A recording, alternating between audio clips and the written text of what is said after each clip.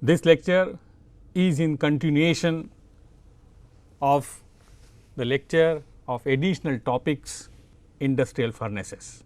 Why I selected this lecture is simply to illustrate the various concepts which I have delivered in an earlier lecture on industrial furnace.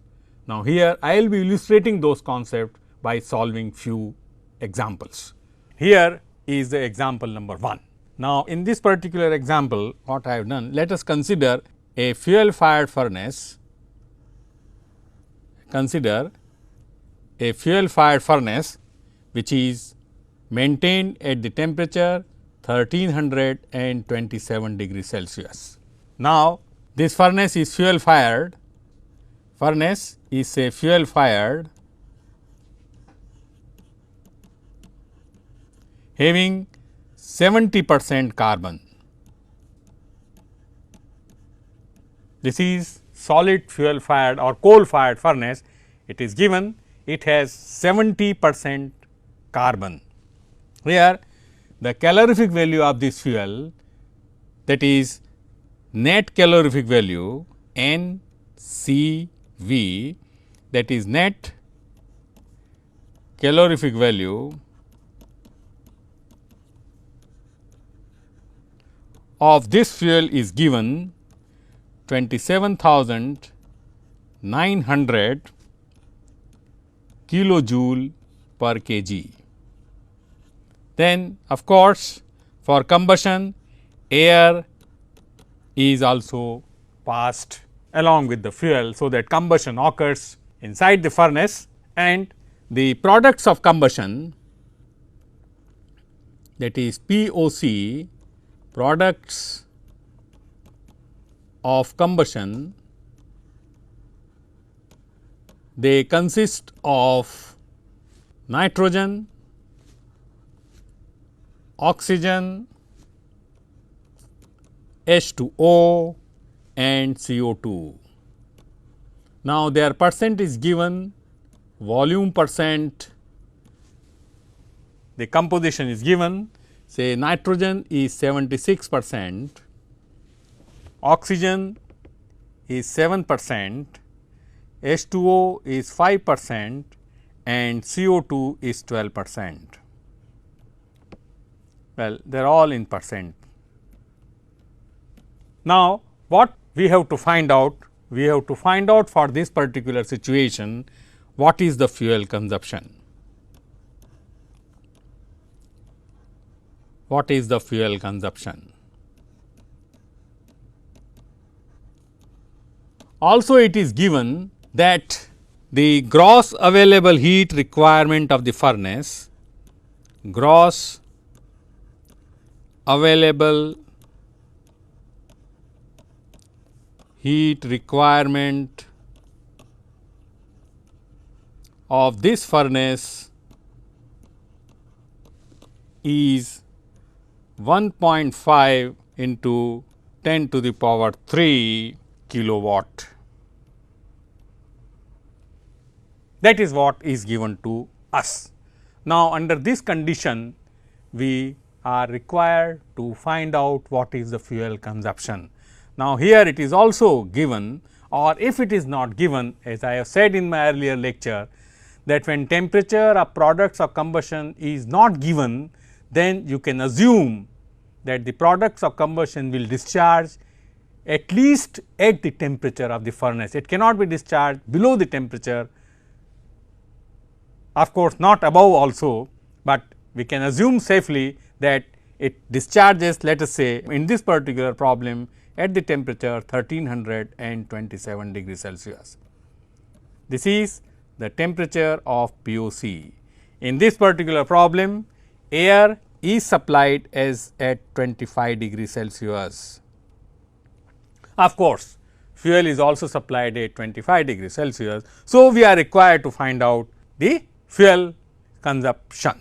So, let us proceed now. So, we will select now first of all the basis. Say basis of calculation, as I said in all thermodynamic calculation, we will consider say let us say it is the basis is a 298 Kelvin, that is at this temperature the heat content values should be known to us. Now, first of all, in order to calculate the fuel consumption, we have to know what is the amount of heat that is carried away by POC. If we know that amount of heat which is carried away by POC, and if we know the calorific value, then we can calculate gross available heat per kg of the fuel. We are already given with the gross available heat requirement. If we divide both of with the gross available heat per kg of the fuel, then we get the fuel consumption. So, just like that. So, first of all, we have to calculate the amount of POC. First of all, we have to calculate amount of POC, and since this I have calculated on several occasions. So, you can do the carbon balance, you can assume let us say y kg mole of POC, and you can do the carbon balance. You cannot do anything else except carbon balance, because the coal is having 70% carbon and nothing else is given. So, in this particular problem, the approach would be to go from the POC side and then to calculate. So, here first we will calculate amount of POC, and this can be obtained by carbon balance. This can be obtained by carbon balance. So, if you do the carbon balance, straight away I will write down the amount of POC for this particular problem, that will be equal to 0.486 kg mole per kg of carbon. Now, since we know now amount of POC, then we calculate the heat to POC. Now, we are in a position to calculate heat to POC.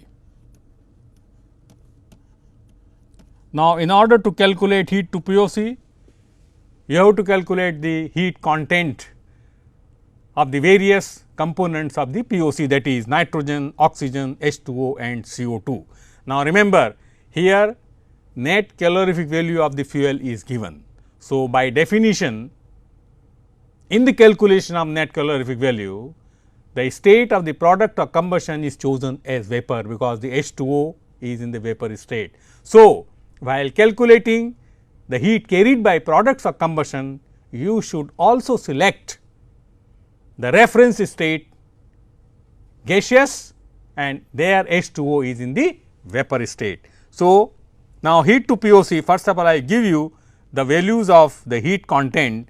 Say the heat content of various components are, say, H 1600 minus H 298 for CO2, for O2, for H2O vapor, mind you these are at 298 Kelvin, and of nitrogen. For CO2 these values is 66,350, for O2 43,710, for H2O vapor 54,880, and for nitrogen 41,620, and these values are given in kilojoule per kg mole. So, now heat to POC is straightforward for me to calculate. I will write down first of all CO2, then H2O vapor, then oxygen, and then nitrogen. Now, I can calculate here kg moles, because I know the amount of POC. So, CO2 will be 0.05832, H2O vapor 0.0243, O2 is 0.034, and nitrogen is 0.3694. So, I can calculate now heat carried by each component of the flue gas or products of combustion in kilojoule. So, for CO2 it simply is multiply by CO2 value, heat content CO2 per kg mole with the kg mole. So, this will be 3869, I have rounded off 1334, 1486 and 15,374. So, if you sum total it, the heat to POC will be 22,063 kilojoule. Now, since we know heat to POC, now we can calculate the gross available heat per kg of the fuel. GAH, gross available heat per kg of fuel, as I have done in a previous problem, that is equal to 27,900 is the caloric value of fuel minus 22,063 heat to POC. So, that value is 5,837. This is kilojoule. Now, you see that much amount of heat is available. Now, if you just do a little simple calculation, then you will note that out of the calorific value of the fuel, that is 27,900, the heat carried by POC. So, if I just calculate in percent, heat carried by POC,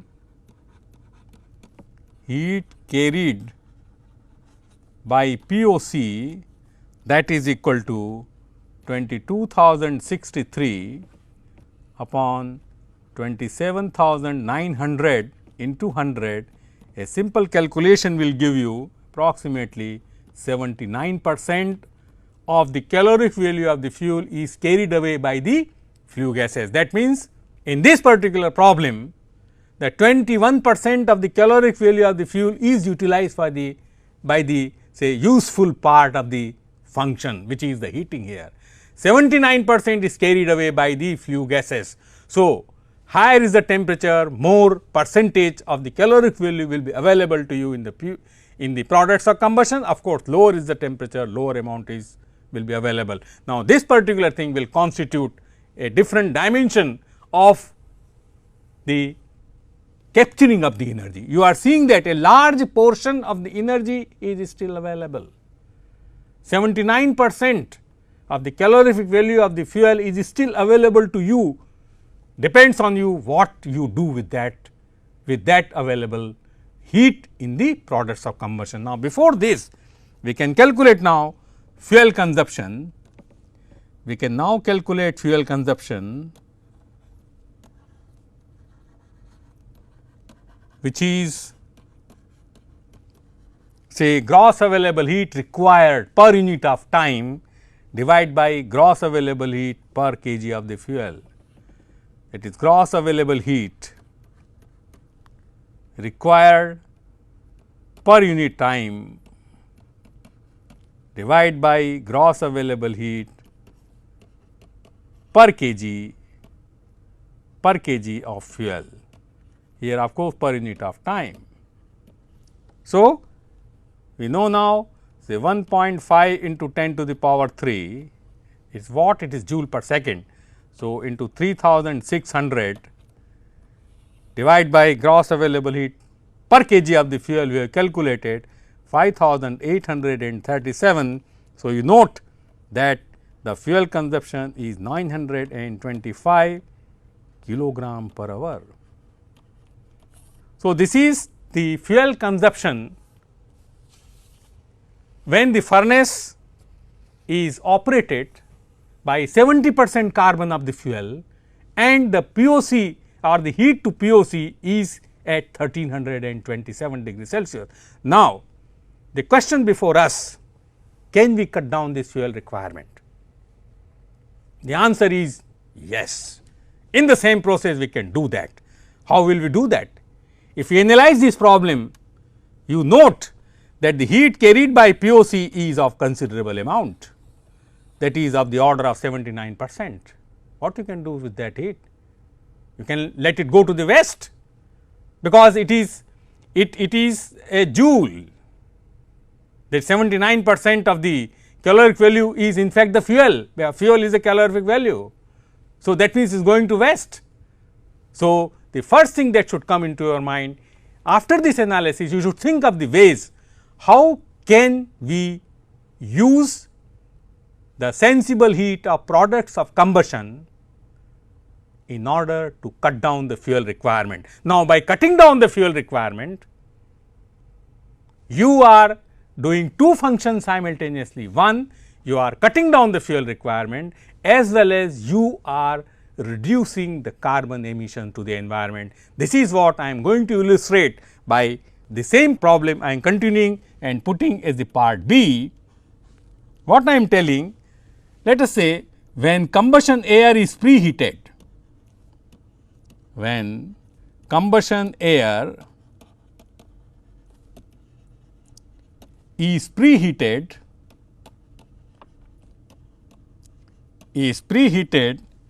now important is with heat recovered from flue gases. There is no point if you preheat the air by combusting extra amount of fuel, then you have not done a very intelligent job. The intelligent job you have done is that you are preheating the air by recovering the heat which is going with the POC. That is the important thing, my dear friends. So, it is preheated with heat recovered from flue gases. Flue gases are products of combustion, one and the same thing, in a heat exchanger,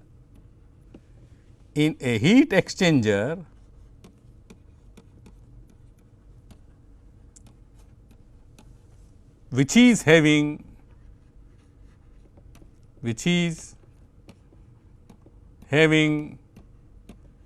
50% relative efficiency. This concept I already introduced to you in my earlier lecture on industrial furnace. So, this is what an intelligent way you are capturing the heat and trying to reuse it.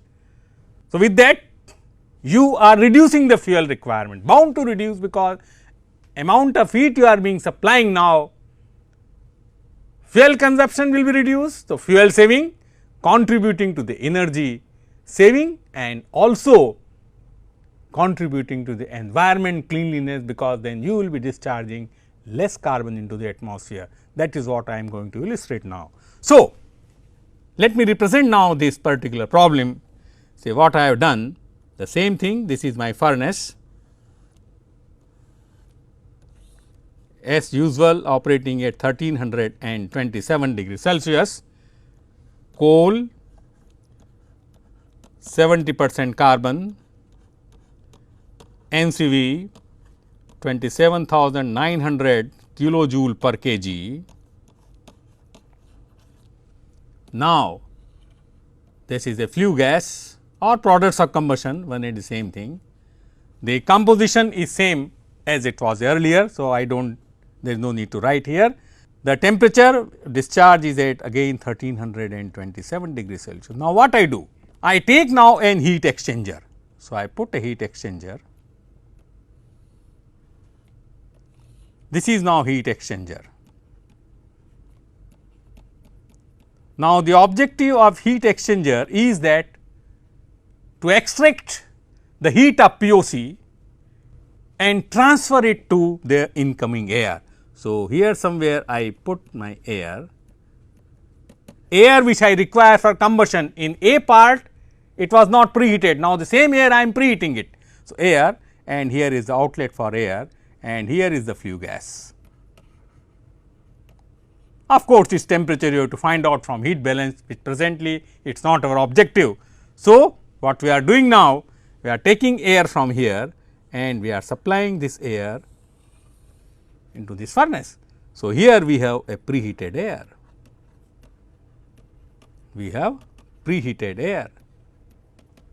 Now, in the preheated air, so that is what now our loop is. Now, what we have done in the furnace, we have installed a heat exchanger, it extracts the heat and heat the combustion air. So, now we have to calculate back the fuel consumption.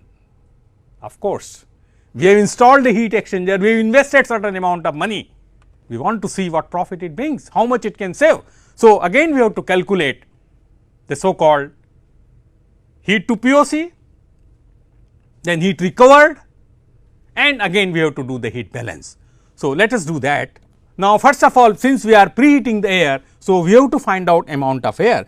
So, the first thing is that you have to find amount of air, because you are preheating the air, only heat is being put into the furnace through preheated air and nothing else.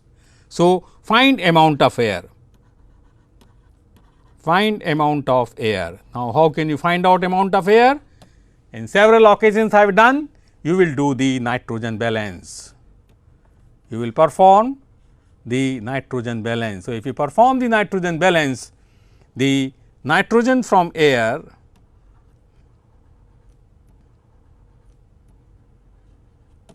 that is equal to 0.3694 kg mole, because all nitrogen of air it goes into the products of combustion, provided the coal does not contain any amount of nitrogen, because there is no composition is given over here. So, you can do nothing from the coal side, all that you can do from the products of combustion side.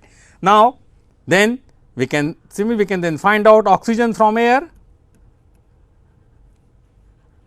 say 21%. So, that will be 0.0982 kg mole. Now, mind you, this air which you have calculated 0.092, it consists of theoretical oxygen as well as excess oxygen, as well as both it consists of, just for your information. So, we know now the amount of air. So, next thing we can calculate now the relative efficiency. We can calculate, say, relative efficiency,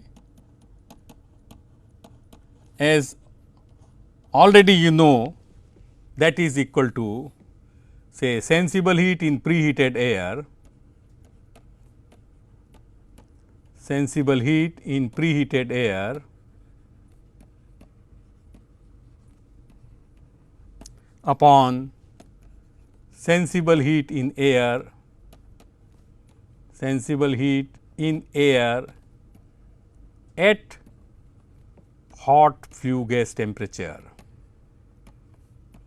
This already I have illustrated how to calculate this. Now, here relative efficiency is given. So, what we can calculate? Relative efficiency is given, we can calculate sensible heat in air at hot flue gas temperature. Hot flue gas temperature is 1327 degrees Celsius, the heat content values are given. So, you can calculate both things. So, relative efficiency let us take is 50, of course, it is into by 100. So, when I do percent, that 50 by 100, that is equal to, let us say preheated air is delta H1. So, this will be equal to 0.3694 into 41620 plus 0.0982 into 43710, that is what we will calculate. So, this calculation comes delta H1, that is equal to 9833 kilojoule.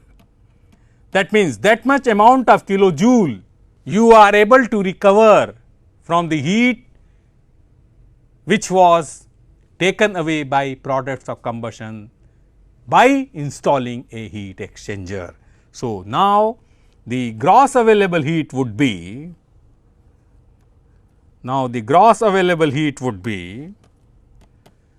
calorific value of the fuel plus sensible heat of air minus heat to POC, or let us put delta H1, heat to POC. So, everything is known. Now, this value will be equal to 15,670 kilojoule. Now, I can calculate fuel consumption. Heat requirement is the same, 1.5 into 10 to the power 3 kilowatt. I illustrated through the earlier formula.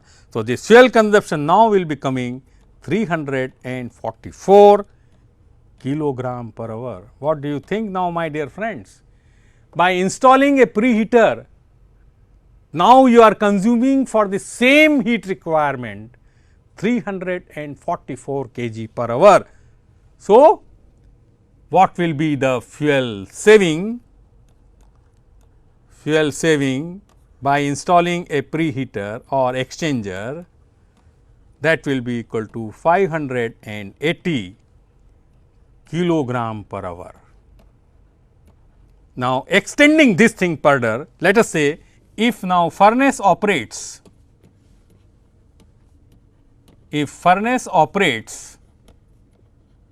let us say for 20 hours per day, then saving per day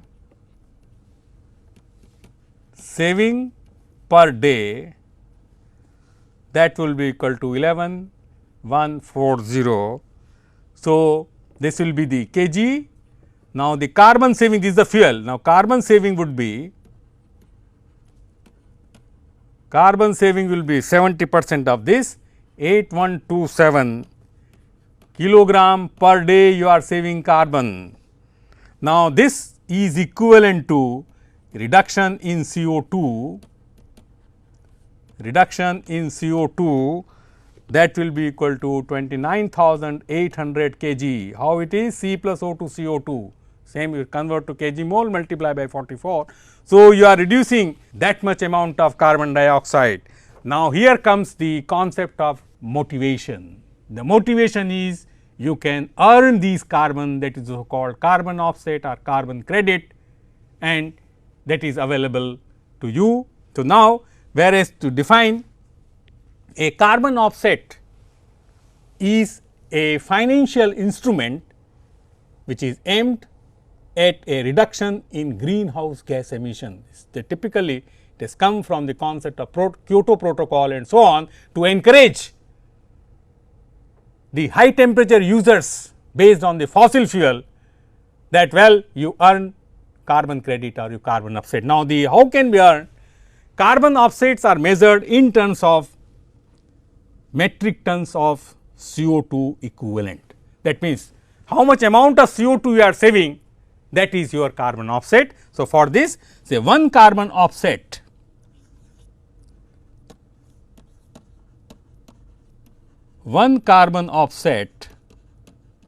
that is equal to reduction in 1000 kg of CO2 or its equivalent. Equivalent means suppose you are reducing other NOx or water, then it is 1000 kg CO2. So, in this case carbon offset or carbon or same thing, you can call carbon offset or carbon credit or same thing, that will be approximately 30 carbon credit you are storing per day. So, you can imagine now per month or per year and so on. So, this is what the illustration of this. Now, as a further if you think, this is one way of reduction of the fuel. Now, suppose if you do not have a heat exchanger, but now coal, say part C, there is no heat exchanger now, coal is burned with a mixture of cold air,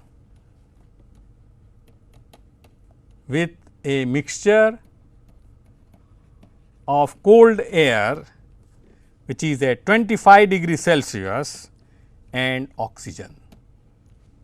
No heat exchanger, that is the condition. Now, so excess of oxygen, the condition is excess of oxygen, that is in air plus pure O2 that you will be supplying now over theoretical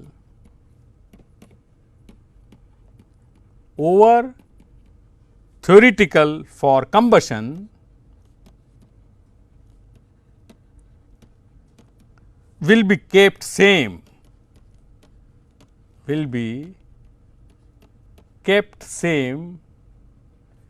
as with preheater. That means, whatever amount of heat that you added through the preheater, that will not be added now, but then that you have to compensate it some way by adding oxygen. Now, what you have to calculate? Now, calculate amount of oxygen,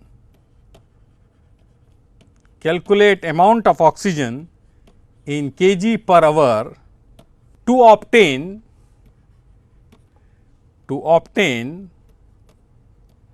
same fuel consumption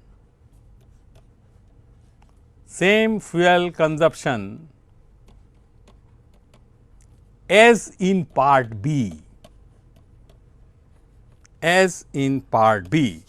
So, now what is required to be done, that is you have to obtain now the same fuel consumption, but without preheater as you got in part B. Now, this objective can be attained because excess of oxygen you have to keep the same. How can you attain this particular objective? You have noted that a very large percentage of heat is carried away by nitrogen.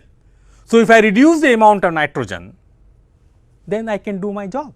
So, let us solve this particular problem. So, now say we note that preheater it brings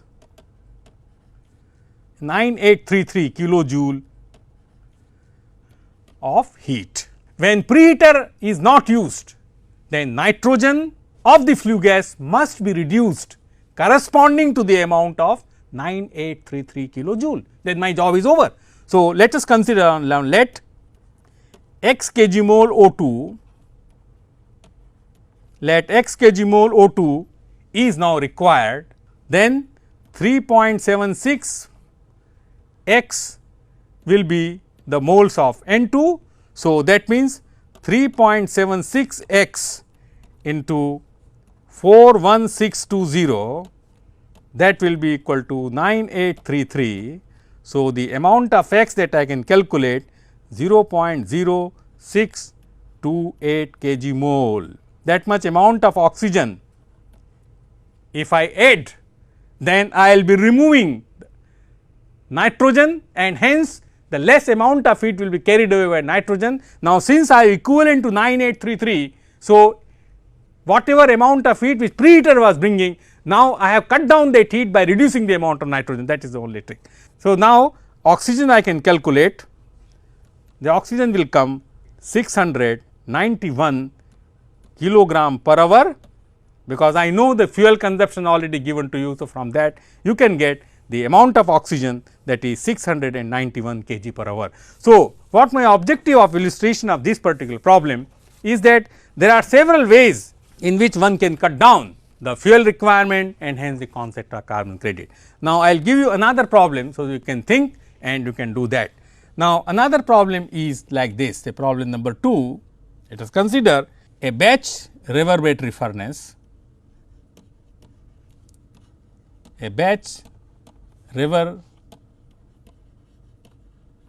battery furnace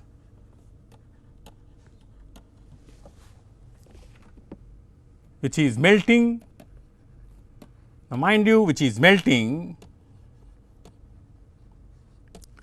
305 tons of copper and heating it to 1327 degrees Celsius. Now, it is estimated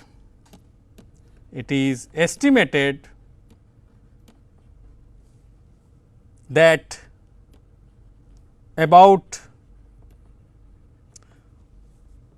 1/2 of that required for heating and melting,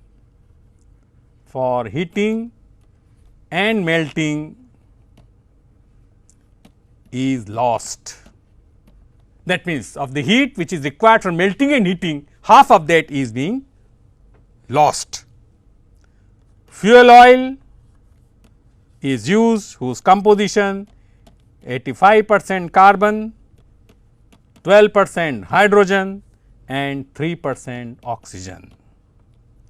Its NCV, that is equal to 9446 kilocalorie per kg, burnt with 120% theoretical dry air.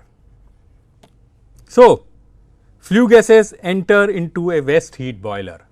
So, here instead of a heat exchanger, what we have done? We have installed a waste heat boiler. Now, waste heat boiler is a typical appliance for heat recovery and converting water into steam. That is very important heat recovery device, where in the heat boiler it is said that heat loss is estimated to be 15% of the sensible heat of entering flue gases. That is, only 85% of the heat is recovered, 15% is lost to the surrounding. Stack gases, that means the gases from the boiler, it leave at 320 degrees Celsius. Now, you are required to calculate average fuel consumption, air supplied, heat recovered in boiler. If you wish, you can also express that heat recovered in terms of calorific value or whichever way you feel like to do it. So, I will just give you the hint to solve this particular problem. I will omit few steps so that you can fill in the blanks and you can solve the problem. Now, first of all, I will illustrate, I will say just draw a line diagram. So, what this problem tells is that we have say 305 tons of copper is melted and its temperature is raised to 1327 degrees Celsius. Now, this is an oil fired furnace, that is the fuel oil, and its composition, you have carbon, you have hydrogen, you have oxygen. Carbon is 85%, hydrogen is 12% and oxygen is 3%. It is burnt with plus 120% theoretical air. Okay. Now, its NCV is also given, that is 9446. It is given in kilocalorie per kg. Now, the POC which is being discharged from here, it is taken to a waste heat boiler. Somewhere here we have a waste heat boiler. Waste heat boiler, and from the waste heat boiler the gases are discharged at a particular temperature. Now, here say heat loss is estimated to be 15% from the waste heat boiler. Heat loss to the surrounding, it is given, say heat loss from the furnace part, say heat loss to surrounding, that is equal to 50% that required for heating and melting, heating plus melting. That is all given to us. So, now we have to calculate the fuel consumption. Now, as such, first of all we have to calculate the material balance and then we have to do the heat balance. So, here now let me give you some values that you will be requiring. Say it is given, say for example, the heat content, that is H 1600 minus H 298. For copper it is given 11,980 kilocalorie per kg mole, that is given to you. Now, say H 1600 minus H 298, this is for CO2, for H2O, for O2 and for nitrogen, that is given 15,850, 13,110 and 10,442, 9943. This is given in kilocalorie per kg mole, Now, the flue gases after the waste heat boiler, they are being discharging at 320 degrees Celsius. So, these values are given, say H say 320 plus 273, that is 593 minus H 298.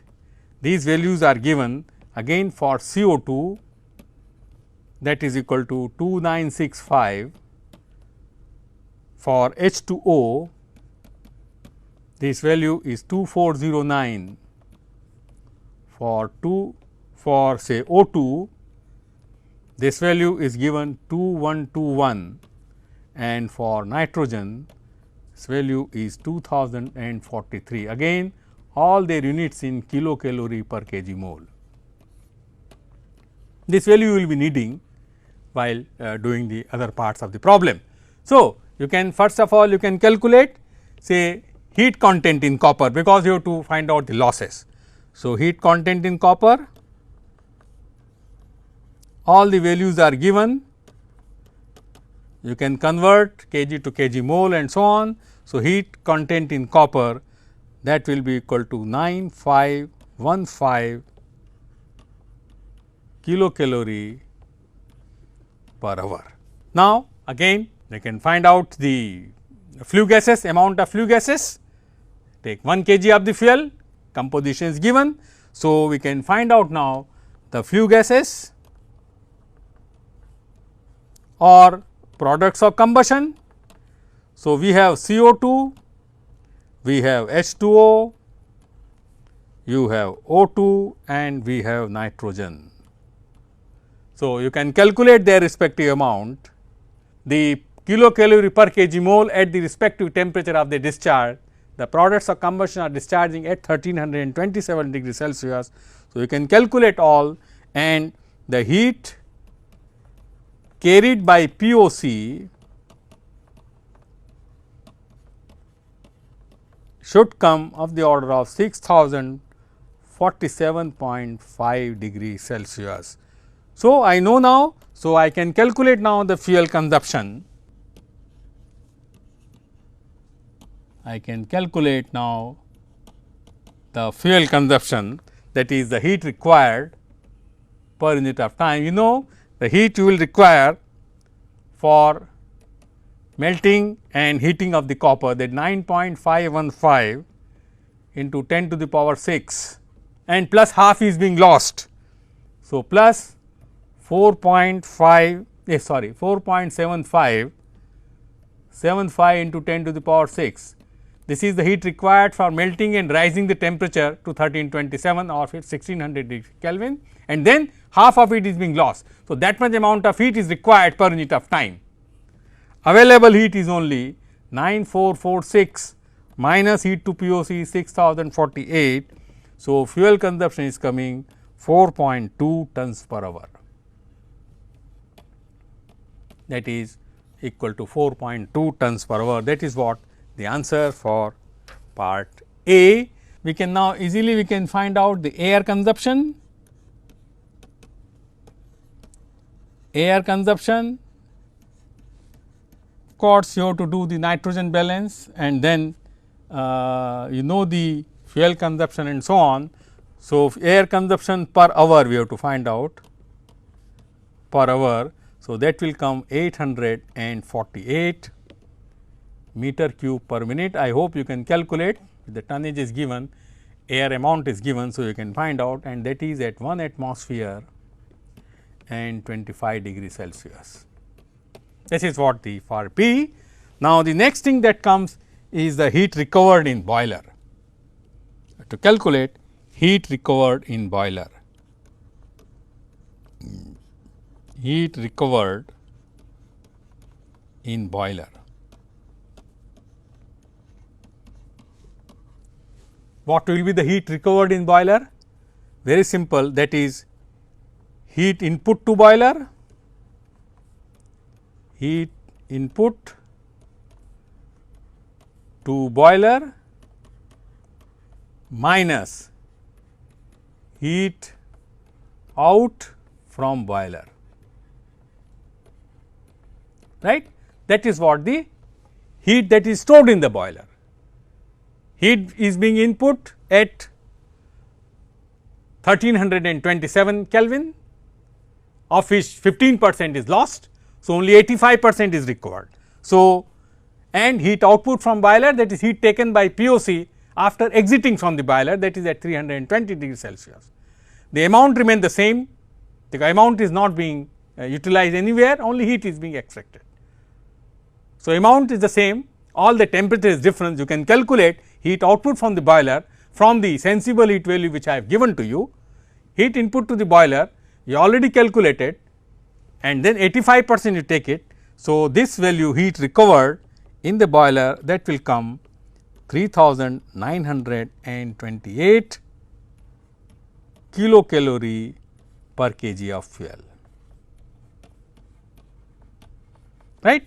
Now, just for information, fraction of CV recovered, because we are always interested, all these heat to POC, heat recovered, they are all a fraction of the calorific value of the fuel, because the source of thermal energy is the calorific value of the fuel.